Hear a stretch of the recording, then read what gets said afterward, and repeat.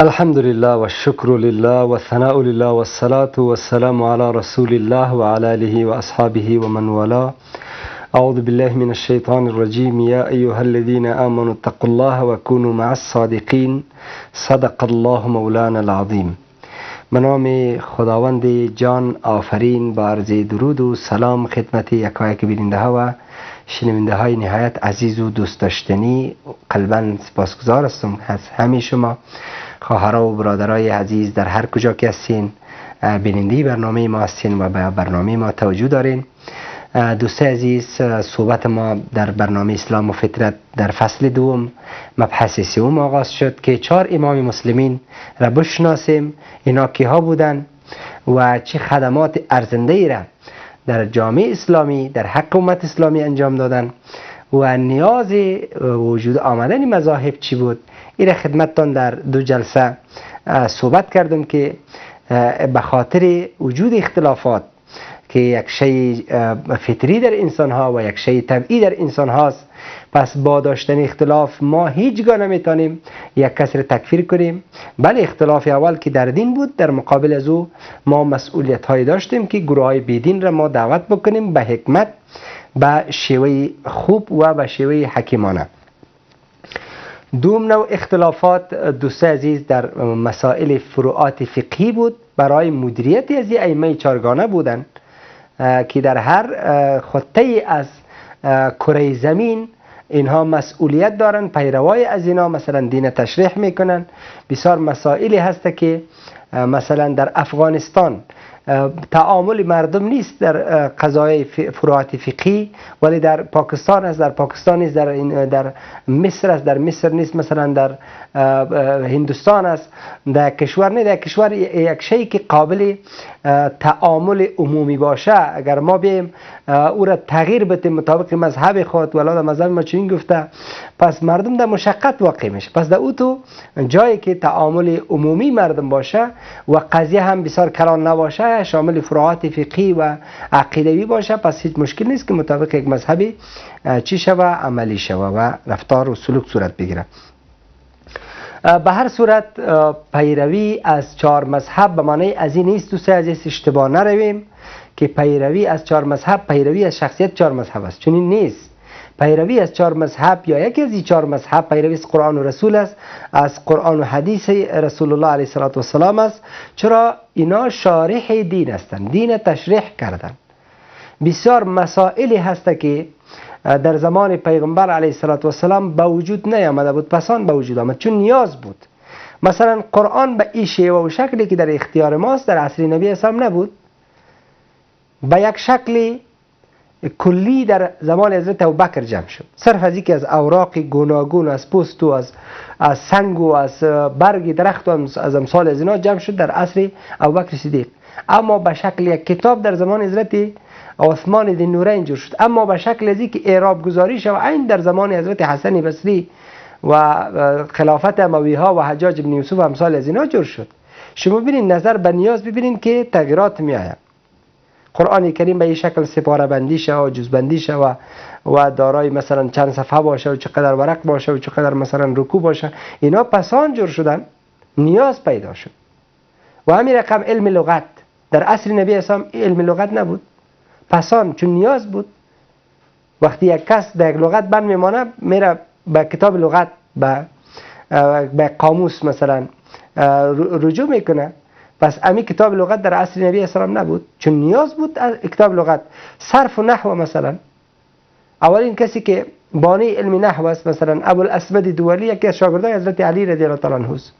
پسان به وجود آمد علم صرف، علم نحو، علم منطق و همین رقم علم معانی نیاز بود.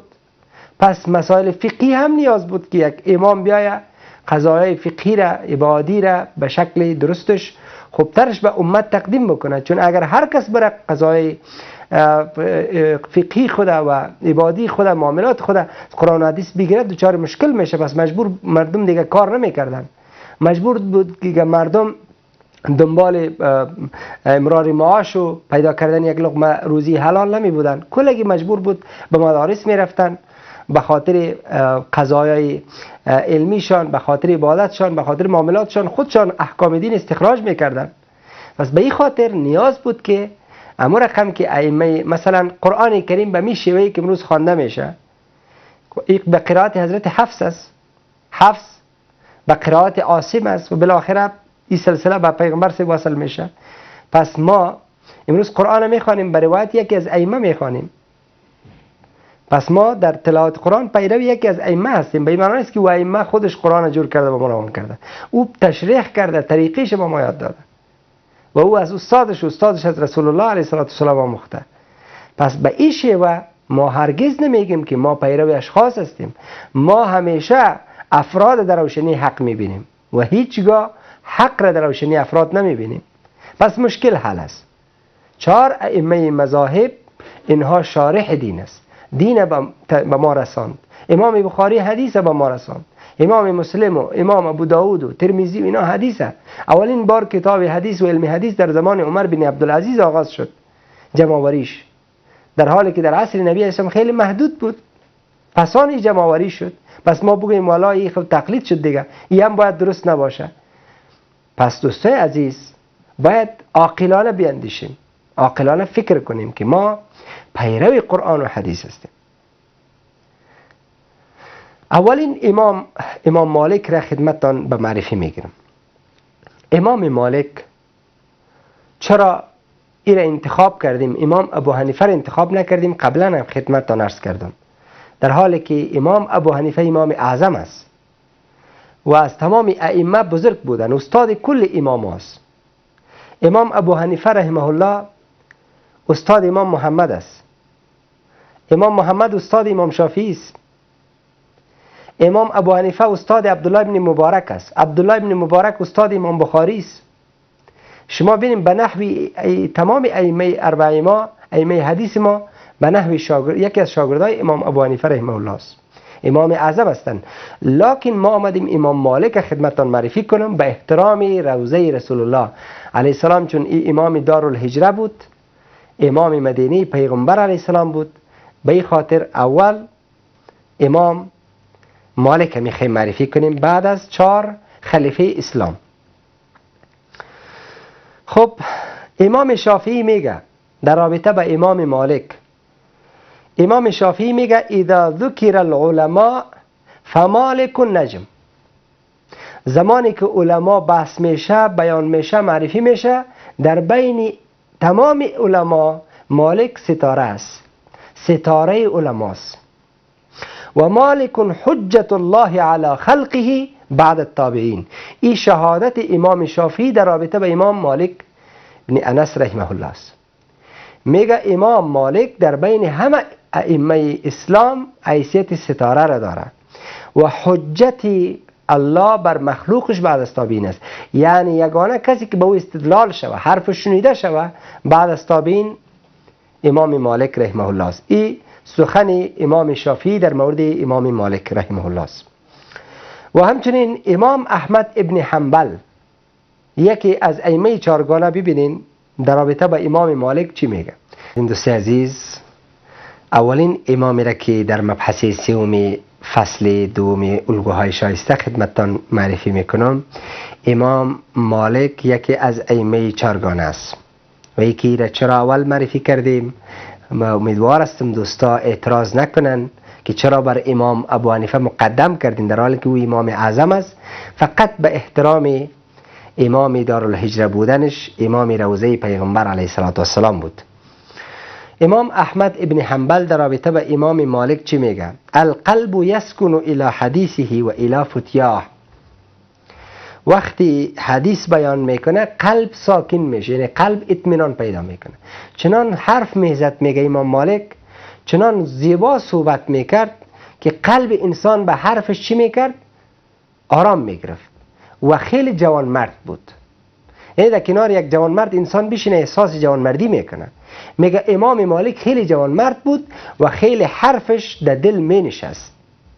وقتی از دل برای در دل میشینه، چون انسان مخلصی بود، انسان با تقوایی بود، انسان عالمی بود، انسان پرهیزگاری بود، حرفش به دل میشینه. پس هیچگاه انسان فاسق حرفش به دل کس نمیشینه. انسانی که همیشه دروغ بوده کس حرفش نمیپذیره.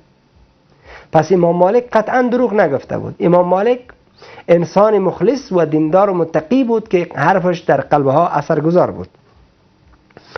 امام احمد ابن حنبل میگه مالک نجدنا حجت و شدید الاتباع لآثار نبی علیه السلام.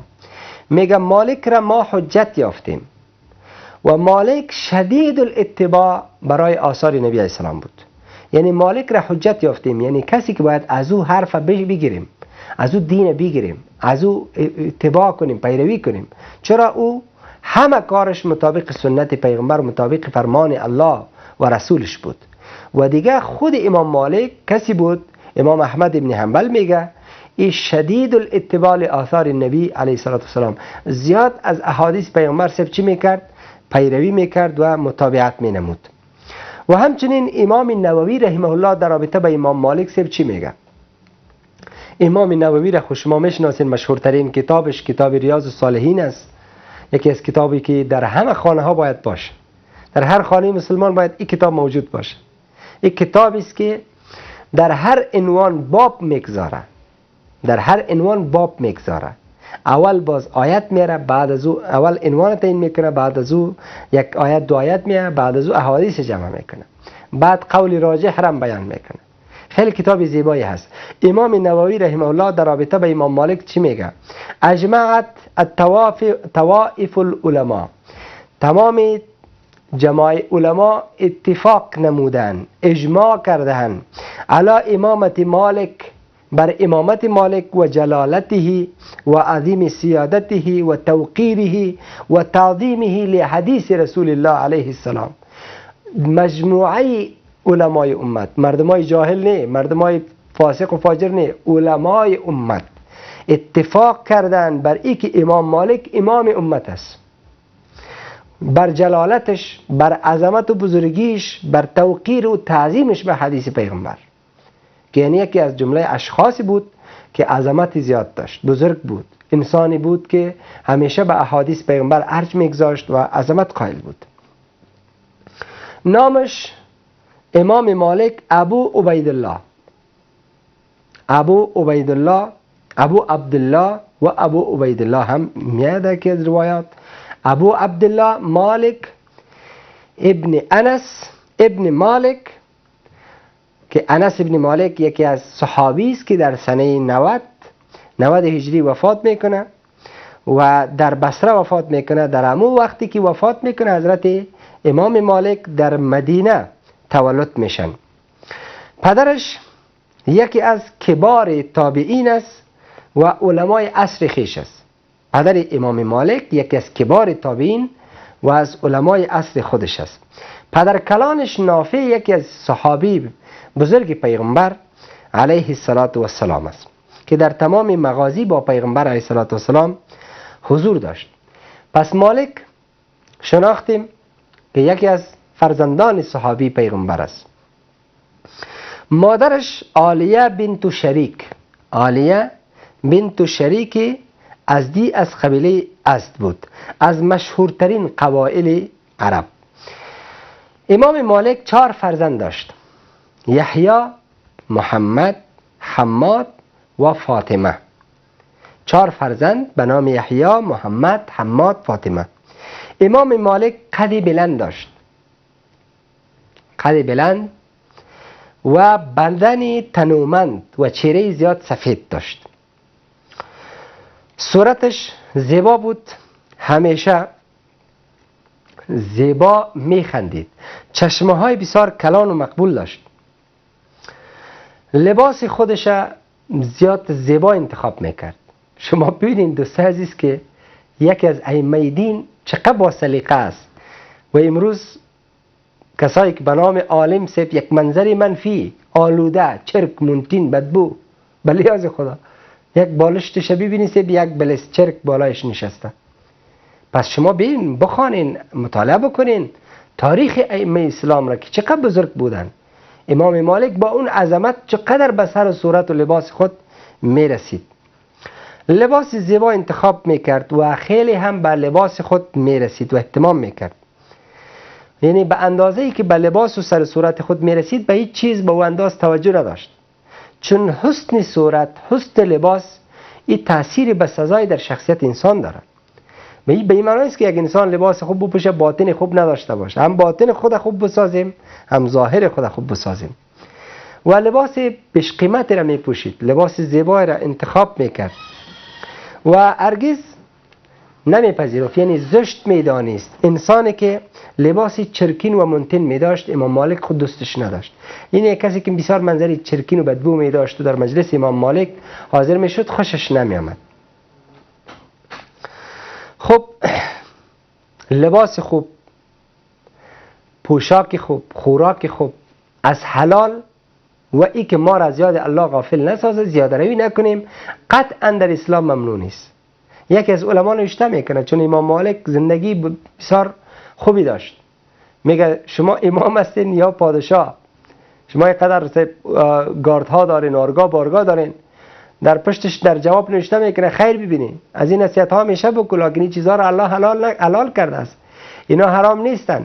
قل من حرم زینت الله، بگو کی جرأت میکنه که زینت و حلال و زیبایی الله را حرام کنه؟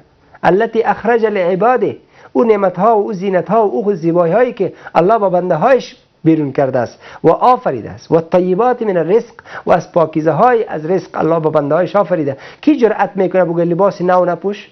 کی جرأت میکنه خوب زندگی نداشته باش؟ کی جرأت میکنه بگه تو خوب غذا نخور؟ نخیر، کل نعمت الله است، از حلال باشه و ما را از یاد الله غافل نسازه و زیاده روی و اسراف و تبذیر نکنیم. پس امام مالک یکی از ائمه واقعا متواضع بود که در شهر مدینه رسول الله تا وقت زنده بود هرگز بر مرکب سوار نشد. ادب امام مالک در مقابل روضه پیغمبر علیه السلام. صحبت از امام مالک ابن انس، یکی از ائمه چارگانه اسلام، امام دارالهجره، امام مدینه رسول الله علیه افضل الصلاة و السلام و اولین کسی که کتاب حدیث را در اسلام تدوین کرد و پایه‌گذاری کرد به نام موطای امام مالک. امام مالک یک شخص خیلی متواضع بود. 78 سال در یک روایت و 79 سال عمر داشت. در خلال این همه عمر امام مالک رحمه الله در مدینه رسول الله علیه السلام هرگز مرکب را سوار نشد. به خاطر که گفت چرا بر مرکب سوار نمیشی؟ گفت به خاطر سوار نمیشم که وقتی اگر من قرار باشه بر مرکب سوار شوم از روضه پیغمبر، از قبر پیغمبر پایم بلند میشه و این بی‌ادبی را من بر خود تحمل ندارم. نمیخوایم چنین گستاخی در مقابل روضه پیغمبر بکنم، چی برسه در مقابل او شخصیتش. روزی از روزها امام مالک گشتم میگذه، در حلقه درس حدیث است، به احترام کتاب حدیث از جایش بلند نمیشه. وقتی شاگرداش متوجه میشه که اشکای امام مالک میریزه، به مثل مرواری به رخسارش و به ریش مبارک و به یخن خود اشکاش میچکه، ولی درس حدیث ختم نمیکنه. بعد از اینکه درس حدیث ختم میشه شاگردش وقتی پشت امام مالک باز میکنه 17 جای گشتم خورده، گشتم گزیده. این به این معنی نیست که ما همچنین تحمل را داشته باشیم، یعنی این نهایت غایت تواضع و احترام از او به علم حدیث به کتاب حدیث بود. پس امروز از یک مسلمان، از یک جوان کتاب حدیث پرسان کنیم، به خدا که بفهمه میگه بخاری که در زمستان شاید ما به خنکی استفاده کنیم، بخاری شاید امو باشه، چه برسه به که او را یاد داشته باشه، چه برسه به که به او عمل کنه. این ظلم است، واقعا ظلم است. ازش میپرسه چرا چنین کاری کردی؟ میگه به احترام علم حدیث و کتاب رسول الله من نخواستم که بخیزم در حین درس به احترامی نشه به کتاب حدیث. این ائمه ماست، این اکابر ماست و این تواضعشان است، این ادبشان است. امام مالک با اخلاق ترین انسان با خانوادهش بود. خیلی نکته جوهری است. پیغمبر صاحب چی میگه؟ خیرکم لاهله و انا خیرکم لاهله. بهترین شما با خانواده‌تان است. از خانواده‌تان پرسان کنین که شما بهتر هستین یا نه، در رابطه با شما چی میگه. خب قضاوت کرد مبارکتان باشه، اگر خراب قضاوت کرد پس بدا به حالتان، خود اصلاح کنین. امام مالک از با اخلاق ترین انسان ها با خانوادهش بود. می گفت وقتی با خانواده خوش اخلاق بودی الله را خوشنود می سازی. یا سلام. امام مالک می گفت که اگر با خانواده رفتار خوب داشتی، رفتار انسان دوستانه، محترمانه، احترام متقابل داشتی، توجه داشتی، اهتمام داشتی، الله تو را دوست می داشته باشه و عمر تو را الله دراز می سازه و نام نیک تو بعد از وفات تو باقی می مانه. اگر کس با خانوادهش خوب رفتار کنه الله از او راضی میشه، نامش همیشه نیک میمانه و عمرش الله دراز میسازه و همیشه متوجه مواد خوراکی خانواده خود می بود و کوشش میکرد که غذاهای خوب به خانوادهش در حد توان مثل عسل، مثل گوشت و امثال از اینا به خانوادهش تهیه بکنه. بهترین صدقه به خانواده است، افضل ترین صدقه به خانواده است. یک کس به هیچ کس کمک نکرده به خانوادهش کرده باز هم انسان سخی محسوب میشه، ولی با سینه فراخ، با نیت پاک باید این کار با خانواده خود ما انجام بدیم و نیت صدقه را، نیت خیررسانی را با خانواده خود داشته باشیم. شغل امام مالک تجارت بود، تجارت پیشه بود و انسان ثروتمند بود. الله متعال برایش ثروتی زیاد داده و از طرف هدایا و تحایف و معاشی که از بیت المال داشت خیلی بالا بود، ولی تا ختم سال بر بالایش زکات فرض نمیشد. جالبیش بود که سال سرش بود میشد ولی زکات سرش نبود. زیاد سرمایه دار بود ولی زکات سرش فرض نشد در تمام عمر. چرا؟ یعنی این پولی که آل بدست میاد تا ختم سال پیش نمیماند، کلی از این مصرف میکرد برای فقرا، برای مدارس، برای طلاب علم، برای علمای فقیر و به خانوادهش مصرف میکرد. علما سخی بودن، علما شجاع بودن، خودش تجارت میکرد.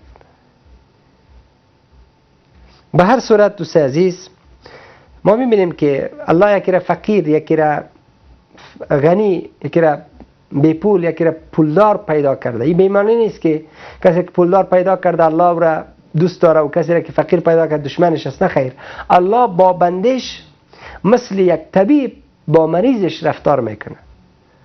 الله استعداد بنده ها را دیده، در مالداری هم امتحان میکنه، در فقر هم امتحان میکنه.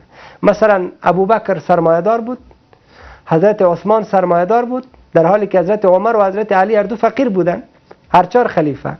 حضرت ابوبکر 40,000 درهم تاجر پنبه بود، تاجر پخته.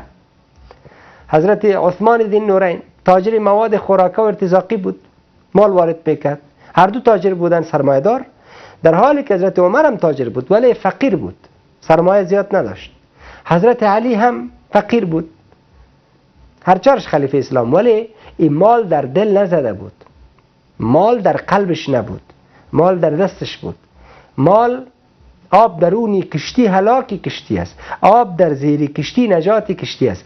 اگر دنیا را ما وسیله رسیدن به الله، وسیله رسیدن به خوشنودی الله قرار بدیم، پس مال بد نیست. اما اگر مال هدف قرار بگیره، باز در او صورت مال زهر است برای انسان، مال آتش جهنم است. انسان هایی که زکات نمیتن در روز قیامت میگه یوم یحمى علیها فی نار جهنم فتکوی بها جباههم و جنوبهم و ظهورهم یقول هذا ما کنستم لانفسکم. توسط این پول خودشان پشتشان داغ میشه، با آتش دوزخ داغ کرده میشه. توسط این پول در آتش بریان میشه و داغ کرده میشه، پشت از اینا گذاشته میشه، پشتشان، رویشان و بغلشان. برشان گفته میشه که من امو پولی هستم که هدف قرار گرفته بود، امو پولی هستم که برای رفع نیازهای انسان ها مصرف نمیشد، امو پولی هستم که حق الله از او داده نمیشد، امو پولی هستم که برای فقیر و محتاج و بینوا و مسکین و یتیم حقش داده نمیشد، امو پولی هستم که فقط برای خوشگذرانی مصرف میشدم. پس امروز الله مرا میگه که تو باید ایره عذاب کنی. و حتی کسی که زکات نمیده، نبی علیه السلام میگه که به شکل یک مار بسیار خطرناک و بسیار زهری بسیار زیاد داره، زهری بسیار خطرناک داره، از دو طرف لب انسان میگیره و بعد انسان نیش میزنه، به حد انسان تکلیف میشه و عذاب میشه که اگر مرگ باشه در یک لحظه 1000 بار میمره و زنده میشه. بعد برش میگه من همون مالی هستم که تو مرا در راه الله مصرف نکردی و جمع کردی و از طریق ما خوشگذرانی کردی، شهوت رانی کردی و در راه الله مصرف نکردی. پس دوستی عزیز، این به این معنی نیست که کسی مال داشت دوست الله است، نداشت دشمن الله است. حضرت ابوبکر حضرت عثمان هر دو مالدار بود و حضرت علی و حضرت عمر هر دو فقیر بود رضی الله تعالی عنهم اجمعین. پس مال داشتن هم وقتی که سبب ابتلا و آزمایش الله باشه، انسان مالدارم در عذاب خدا گرفتار میشه و انسان فقیرم اگر در فقر در امتحان الله ناکام شود مورد خشم و غضب الله قرار میگیره. و همین رقم امام مالک سرمایه‌دار بود، امام ابو حنیفه سرمایه‌دار بود، در مقابلش امام شافعی، امام احمد بن حنبل هر دو فقیر بودن. 4 امام مسلمین، دویش سرمایه‌دار دویش فقیر بودن.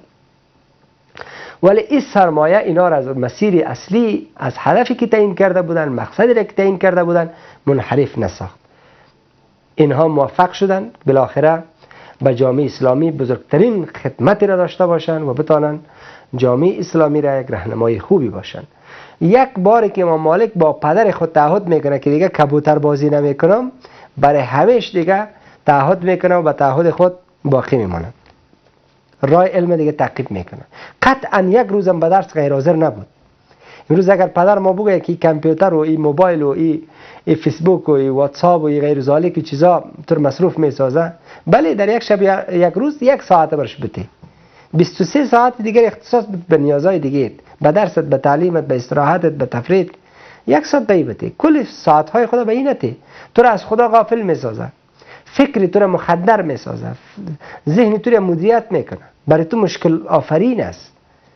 ولی ما متاسفانه امروز حرف شنو نیستیم، ما خلاف هستیم. بالاخره ناراحت میشه از گپ پدرش که ما چطور چنین شخصی باشم که با کبوتر بازی عمر خود ضایع کنم، وقت خود بکشم. پیش عبدالرحمن بن هرمز میره، اولین استادش که درس حدیث را آغاز میکنه، درس قرآن آغاز میکنه، پیش حضرت عبدالرحمن بن هرمز است. شب و روز به درس شروع است، یعنی یک روز هم غیر حاضری نداره. پس یک بار از خود بپرس که تو هم به عنوان محصل و متعلم و دانش آموز و استاد و غیر ذالک در یک هفته چند روز غیر حاضر هستی؟ پس چطور امکان داره ما بگیم والا ما فارغ شدیم یک شخص با کیفیت و با معنویت هستیم؟ امروز چرا مریض ما در این خاک علاج نمیشه؟ مشکل در کجاست؟ مشکل در اطبای ماست. متخصصینی که در راستا باید زیاد زحمت بکشن نمیکشن. امروز چرا انجینر ما از دیگه جای میه؟ غیر حاضر هستیم، کیفیت وجود نداره، زیاد تمرکز ما بالای کمیت هست. امام مالک در تمام عمر خود 1 روز در درس غیر حاضر نبود. ایتو نبود که مریض نمیشد، میگفت مریضم باشم مرا در کراچی ببرین حلقه درس. امام ابو حنیفه 17 سال در حلقه درس حماد بن ابی سلیمان 1 روز غیر حاضر نبود. پس امروز ما در یک سال یک متعلم ما در مکتب 9 ماه به نام است، امکان داره 5 ماه در کل ما درس نخوانیم. همین 5 ماه هم ما غیر حاضر میکنیم. واقعا ظلم است. واقعا الوقت کالسیف، وقت چون شمشیر است، اما یقطع و اما تقطعک، یا تو را قطع میکنی یا تو را قطع میکنی. اگر استفاده کردی تو را قطع کردی، اگر نکردی او تو را قطع کرده، از بین برد. هر روزی که طلوع میکنه میگه ما یک روزی جدید هستم، بر عمل تو شاهد هستم، فکرت باشه. اگر از ما استفاده سالم نکردی تا قیامت بر نمیگردم، روز قیامت شهادت میتم که انسان خیانت کرد در حق من. پس یک بار از خود بپرس که این روز چگونه میگذره، چقدر استفاده کردی از وقت خود، از فرصت خود. مثلا اکتیاب میگه وقت طلاست، نه خیر، وقت الماس است، وقت دانه بیش قیمت. نه، طلا را میتونیم دوباره به دست بیاریم، الماس هم میتونیم، چیزهای بیش قیمت هم میتونیم، ولی وقت از طلا بالاست، از الماس هم بالاست، از همه داشتهای ما بالاست. چرا؟ وقت دوباره بر نمیگرده. وقت که از دست رفت دوباره به دست نمیاد. پس به این معنا که اگر ما طلا را از دست بدیم پس به دست میاریم. پس ارزشش از تمام داشتهای ما بالاتر است. امام مالک در حلقه درس عبدالرحمن بن هرمز 1 روز غیر حاضری نکرد. پس تو طالب مدرسه، تو طالب مثلا شاگرد مکتب، تو محصل پانتون، یک بار از خود بپرس که چرا غیر حاضری میکنی؟ چرا به بهانه‌های مختلف میخوای که از درس فرار کنی و بالاخره مکتب گریز، مدرسه گریز، پانتون گریز آموخته شوی، بالاخره در آینده یک طبیب باشی، یک طبیب ناموفق که مریضت هلاک شود، در این کشور تداوی نشود. یک انجینر باشی، یک انجینر به کیفیت، یک انجینر به استعداد که سرک ما انجینرش در خاک نباشه، آپارتمان ما در خاک انجینرش نباشه، ساختمان ما انجینرش از خارج بیاد. پس مشکل در است که کیفیت وجود نداره، چون ما پابند درس خود نیستیم. پس میم از امام مالک میآموزیم که امام مفت نشد، امام مالک مفته امام نشد، با یک حرف پدر تمام زندگیش تغییر خورد، انتخاب دقیق کرد و پابند به درس خود حاضر بود. و همین رقم بعد از عبدالرحمن ابن هرمز به حلقه درس ربیعه یکی از علمای حدیث اشتراک میکنه. دومین استادش حضرت امام ربیعه یکی از علمای جرح و تعدیل است. دوست عزیز، سخن از امام دارالهجره امام مالک ابن انس رحمه الله یکی از ائمه چارگانه اسلام است. شخصیتی که در 21 سالگی 70 علما فتوا صادر میکنه که باید در مسند فتوا بشینه. 70 عالم ایره به زور در مسند فتوا میاره. امام مالک شخص عادی نبود. امام مالک امام دارالهجره است. امام مالک با یک تصمیم شب و روز از درس خود چی نبود؟ غیر حاضر نبود و همیشه به درس خود پابند رسیدگی میکرد. خب هرگز به مسند فتوا ننشست مگر اینکه 70 نفر از کبار علمای عصرش، 70 نفر از کبار علمای، یعنی از علمای بسیار بزرگ در عصر امام، اونها تایید کردند که این باید وظیفه فتوا رو به دوش بگیره، در مسند فتوا باید بشینه. عمرش 21 سال بود که در 21 سالگی در مسجد نبوی تدریس را آغاز کرد و فتوا میداد. و از هر کسی از علمای مدینه وقتی میپرسیدن که میخوایم مشکل شرعی خود بیان کنم، میگفت به مسجد نبوی برو از امام مالک فتوا بخوای. یعنی هیچ کس اجازه نداشت در وجود امام مالک در مدینه منوره چی بوده؟ فتوا بوده. خب 70 نفر شهادت به علمش دادن و ایره بر مسند فتوا نشاندن. خب اونا عالم زحمتکش بود، عالم با استعداد بود. پس هر کسی که میخواد به یک قله از موفقیت برسه نیاز به زحمت داره، نیاز به تمرین داره، نیاز به درس خواندن، نیاز به مطالعه، نیاز به درس خواندن داره. پس یک انسان هم ادعای کلام داشته باشه و هم خوشگذرانی بکنه، بیشتر عمرش در خور و خواب بگذره، محال است که یک ائمه بزرگ شه و یک شخصیت والا تشکیل بده. پس امروز متاسفانه چنین مشکلاتی ما در جامعه خود لمس میکنیم. در قشر محصلین ما، متعلمان ما، یگانه مشکلی که ما در این وطن داریم، باور به خدا بکنین، مشکل جهل است. اگر ما بتانیم جهل با سواد داشتن، با سواد مثبت و با سواد سالم چی بکنیم؟ مدیریت بکنیم، جامعه خود ما نجات میدیم از مشکلات.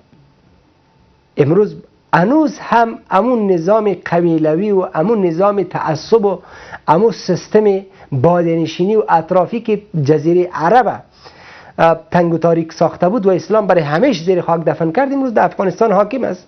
حرف اول کسی میزنه که از همه جاهلتر است، حرف اول کسی میزنه که از همه نادانتر و بدبختتر است، کوتاه فکر، کوتاه نظر و فکر سخیف، فکر پیش پا افتیده، اونمونا حرف اول میزنه. کسی که زور داره، کسی که پول داره، ولی کسی که دانش داره متاسفانه سکوت، حرفش شنیده نمیشه.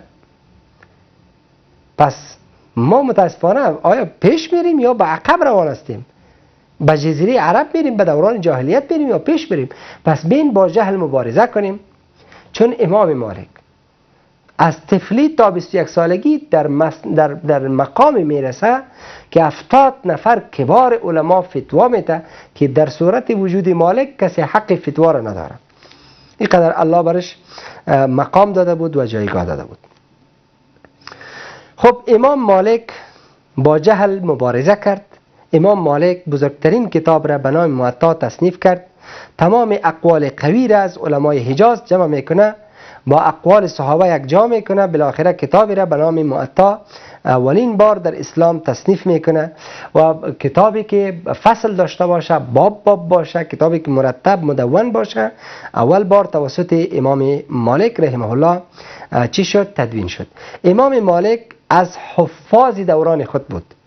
وقتی حفاظ میگیم در علم حدیث، حافظ کسی را میگه که حافظ علم حدیث است. مثلا یکی محدث است، محدث حافظ کل حدیث نمی باشه. امام مالک هم محدث بود هم حافظ بود، یعنی درجه حافظ از محدث بالاتر است. امام مالک حافظ حدیث بود. مثلا امروز ما محدثین زیاد داریم، درس حدیث میتن، دوره حدیث میتن، لکن نه حافظ نمی باشن. ولی امام مالک هم حافظ، هم فقیه، هم محدثی بزرگ دنیای اسلام بود. همزمان حافظی بسیار قوی داشت. خب امام مالک رحمه الله، ابو قدامه صاحب میگه که حافظ زمان خودش بود. یکی از ائمه بزرگ اسلام که میگه با امام مالک چنان موهبه الهی و بخشش الهی شده بود که حافظی بسیار قوی داشت و یکی از حفاظ علم حدیث در زمان خودش بود. مکانی که تدریس میکرد مکان بسیار شریف بود که او روضه پیغمبر، در جایی که می نشست پشت سرش قبر نبی علیه السلام بود، روضه پیغمبر بود. در بین ریاض الجنه تدریس میکرد. پیغمبر سے میگه بین قبری و روضتی و منبری، بین قبر و منبرم روضه از روضه های جنت است. در ریاض الجنه می نشست امام مالک رحمه الله که یک نماز 1000 نماز است در اونجا. مجلس امام مالک مجلس حلم بود، مجلس وقار بود، مجلس عزت بود، مجلس شرف بود، مجلس احترام بود. پس در هر مجلس که کس به احترامی شوه، با آبروی کس تاخت و تاز شوه، با شخصیتی کس تاخت و تاز شوه، اون مجلس فسق است، مجلس فجور است. در مجلس که ما احترام شویم، با بزرگای ما، با علمای ما، با دانشمندای ما احترام شوه، با اونا جای خاص انتخاب شوه، با اونا احترام شوه، با خردای ما شفقت شوه، اون مجلس علم است که امروز متاسفانه ما مجالس سالم نداریم. در مجلس ما چی داریم به احترامی؟ در مجلس چی داریم؟ خنده های بیجا، فسق و فجور، حرفای بیجا، غیبت، دروغ. نمک دسترخوان ما دروغ گفتن است، غیبت کردن است. ولی مجلس امام مالک مجلس حلم بود، مجلس وقار بود، مجلس شرف بود، مجلس عزت بود. وقتی کس میرفت خود پیدا میکرد در مجلسش، شخصیت خود پیدا میکرد. یکی از علمای علم ادب بود، بیشترین ترکیزش از علم سر ادب بود. امروز متاسفانه طبیب ما، انجینر ما، عالم ما، معلم ما الحمدلله علم زیاد داره، ولی در ادب متاسفانه میبینیم که خیلی پیش پافیده و خیلی پیاده است و خیلی عقب است. پس مجلس امام مالک رحمه الله مجلس علم و تواضع و ادب و انسانیت بود. سوال را زود جواب نمیداد. یکی از خصوصیت های علمای ربانی همیست که سوال باید زود جواب نتن. امروز متاسفانه اگر سوال زود جواب نتی، این سه عالم نبوده، میگه یک جاهل آدم بوده. و از طرف دیگه خود عالم هم وقتی سوال زود جواب نته احساس میکنه که مرا دیگه مردم چی میگه، جاهل میگه و اعتماد مردم سلب میشه و یک مشکل است. وقتی کس از امام مالک سوال میکرد اولین کارش چی بود؟ میرفت لباس نو میپوشید، اگر امکانیات میبود غسل میکرد، نمیبود وضو میکرد، بعد میامد 2 رکعت نماز میخواند، بعد از او میامد سوال جواب میداد. کسی ازش پرسان کرد که یا امام شما قادر هستین که زود سوال جواب بتین، چرا زود جواب نمیتین؟ شما یک فرصتی را برش ساید میسازین، یک وقفه را برش میتین، یک فاصله طولانی میتین، بعد جواب میتین. میگفت به احترام حدیث رسول الله علیه السلام. امروز امو بی قیمتترین چیز در زبان عوام و خاص ما علم دین است. طبیبم در مسند فتواست، در مجلس که یک عالم ششته یک کس یک سوال دینی کنه، میبینیم عاجل سے دست بلند میشه، یک جاهل، یک نادان که یک روز دروازه مدرسه هم نیده و می فتوا میده. مظلوم ترین علم امروز علم دین است. هر کس در مسند فتوا شده به خود حق میده، باید معلومات دینی بده، باید فتوا بده، باید نظر بده در رابطه به دین. در حالی که ما چنین حق را به یک انجینر نمیتیم، به یک طبیب نمیتیم. یک انجینر مثلا اگر بگویم که بیادر شکمم درد میکنه، سر ما قار میشه، میگه شکم درد کرد، طبیب بگو. گروپت که خراب شد، خانیت که مشکل داشت، مرا صدا کو. ولی در هر چیز حدود شناخته میشه. ما در دین، در علم دین متاسفانه حدود زیر پاس. پس بین به اسلام ارزش بدیم تا الله به ما ارزش بده. صحبت از امام دارالهجره، امام مدینه رسول الله علیه افضل الصلاة و السلام است، امام مالک ابن انس. امام مالک دوستای عزیز زود سوال جواب نمیداد و این بزرگترین دلیل است که ما نباید در مسائل دینی بسیار جسور باشیم، بسیار زود تصمیم بگیریم و بسیار زود فتوا بدیم. و خصوصا برای عوام اصلا ابراز نظر در رابطه با مسائل دینی داده نمیشه. این حق یک عوام نداره که بیا در رابطه با مسائل دینی ابراز نظر کنه. باید این از متخصصینش بپرسه، کسایی که در این مجال تخصص دارن و فوق کل ذی علم علیم، بالای هر عالم عالمی هست. ولی امروز متاسفانه کسایی در مسند فتوا نشستن، کسایی آمدن فتوا میتن، امت را گم ساختن، اونا از الفبای اسلام هم درست خبر ندارن. به هر چیز وقت میتیم، فرصت میتیم، ارزش میتیم، اما بدین متاسفانه زود در روی سرک عالم روان است، استاد میکنه، سوال مرا جواب بده. بلیاز خدا، تو میتونی یک طبیب در روی سرک استاد کنی بگی مرا معاینه بکو؟ امی احترامی تو به علم است، امی احترامی تو به علما است. در روی سرک و در روی داخل موتر و در هتل و در کجا بیا می سوال مرا تیز جواب بده، من کار دارم میرم پشت کارم. یک طبیب بگو بیا در روی سرک سیب از دکانت پایین شو، بیا مرا یک معاینه کن که من کار دارم میرم. چی برات میگه؟ این به اینا که از علم طبم کرده، علم دین پیش تو قدر و قیمتش کم است. پس اگر با این فکر باشی که علم دین است، علم طب و از علم انجینری و از علم فلان و بسمدان ارزش و قیمتش پیش تو کم باشه، پس با ایمانت خداحافظی کن، پس با عقیدت خداحافظی کن، تجدید ایمان باید بکنی. به هر چیز ما ارزش میتیم، به علم دین نمیتیم، پس پیش الله رفتنی هستیم. الله از ما سخت پرسان میکنه. الله علم را، دین را ثقیل معرفی میکنه، کوچک نیست. کوچکترین مسائل دینی هم دارای ارزش است. انا انزلنا علیک قولا ثقیلا، ما بر تو قول ثقیل نازل کردیم. قرآن، حدیث کلش قول با ارزش است، سخن گرانبهاست. پس ما نباید این را بی ارزش بدانیم. اگر بی ارزش دانستیم الله ما را بی ارزش میدانه. امام مالک زیاد هیبت داشت. به می خاطر امام مهدی، یکی از والی های مکه و مدینه، میگه به حد هیبت داشت که چنین هیبتی را میگه من در بشر سراغ نداشتم. عقل و تقوای بسیار زیاد داشت، یعنی تقوایش و عقلش بسیار بالا بود. هارون الرشید یکی از خلفای عباسی و نواسی منصور، یکی از خلفای عباسی، میگه عاقلتر از امام مالک ندیدم. یعنی در دنیای اسلام در عصر خودش عاقلترین انسان بود. ابن عیینه یکی از محدثین و از جمله علمای اصحاب جرح و تعدیل میگه در مدینه کسی که به عقلش برکت بود و امام مالک بود. یعنی کسی که عقلش زیاد بالا بود امام مالک بود. امام احمد بن حنبل سے میگه امام مالک سید از سادات عقل بود، یعنی سردار عقلا بود، سردار زیرکا بود. اینقدر انسان عاقل و هوشمند بود. امام با شاگردای خود چی میگفت؟ توصیه میکرد تعلم الادب قبل ان تتعلم العلم. ادب را به شاگرد یاد بتین پیش از اینکه علم یاد میتین. یا سلام، چقدر جمله جوهری است. قبل از اینکه علم را به کس یاد بتین ادب یاد بتین. این سخن امام مالک رحمه الله است.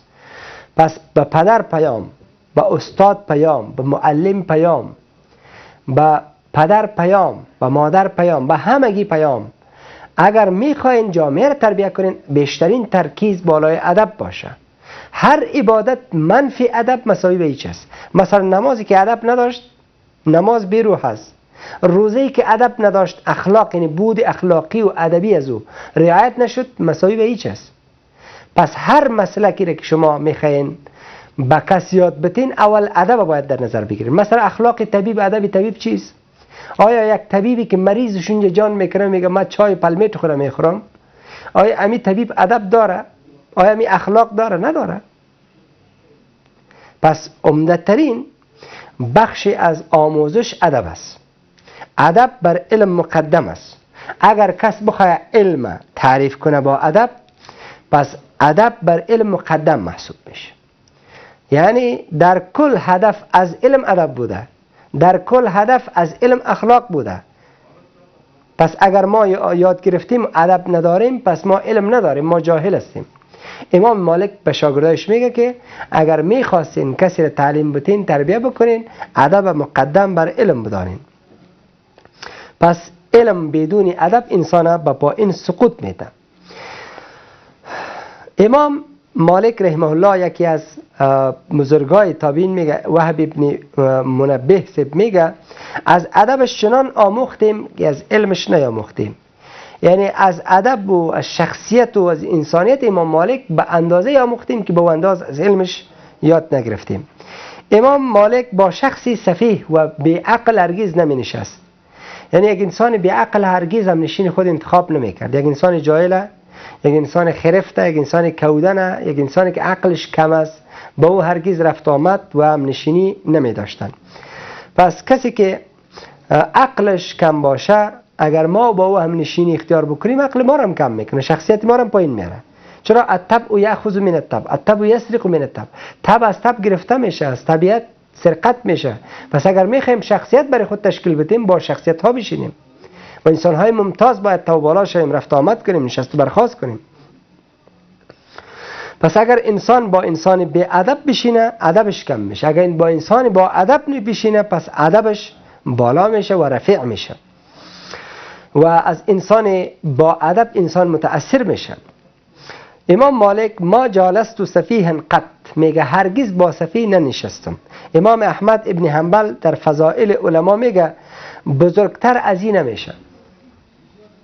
یا سلام.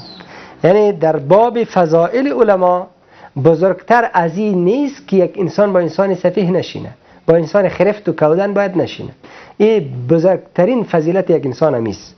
اگر انسانی را دیدی که با دزد و با قمارباز و شرابخور و با این و با آن، با هر کس پیش آمد و خوش آمد، نشست و خست، مطمئن باشین این انسان در این هیچ خیری نیست و این انسان است که الله ایره به زمین سقوط داده.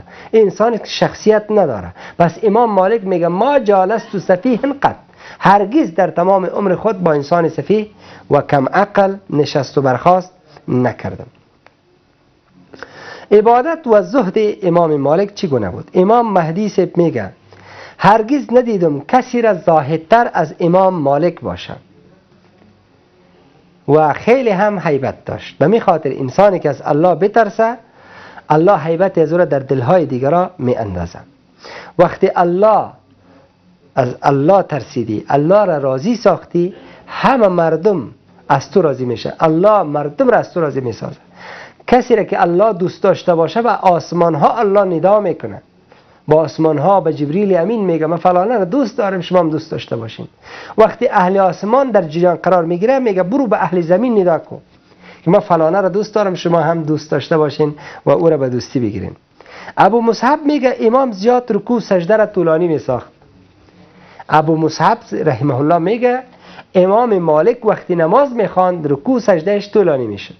یگانه حالتی که انسان به الله زیاد نزدیک می باشه حالت رکوع است. پس یک بار رکوع نماز خودت ببین. اگر میخوای مقتدای تو پیغمبر باشه، ائمه فقه، ائمه حدیث و خلفای اسلام باشه، نماز طولانی میکردن. پس اگر تو چون مرغ نول میزنی در نماز، پس تجدید نماز بکن، تجدید فکر، تجدید عمل بکن. پس در رکوع تو، در سجود تو، اگر تو زیاد مثلا با تأنی و با تأمل با تواضع رکوع سجده بکنی، پس بیشترین حالتی که انسان به الله نزدیک می باشه حالت رکوع سجده هست. امام مالک امام دارالهجره، در ارتباطش صحبت هایی که باقی مانده انشاءالله با شما در جلسات آینده می داشته باشیم و بعد از او به امام اعظم امام ابو حنیفه رحمه الله می پردازیم. امیدوار هستم از آنچه که گفته و شنیده شد استفاده صورت گرفته باشه و امیدوار هستم با آنچه که ما نداشتیم خلاهای خود پر کنیم و به این شخصیت های بزرگ علمی و جهانی اقتدا کنیم تا بتانیم ما هم برای خود شخصیتی داشته باشیم. از اینکه تا این در ما بودین از همه شما سپاسگزار هستم. همه شما را به خداوند یکتا هم تا دیدار بعد و برنامه بعد امانت میسپارم. خداوند یار و نگهدار شما.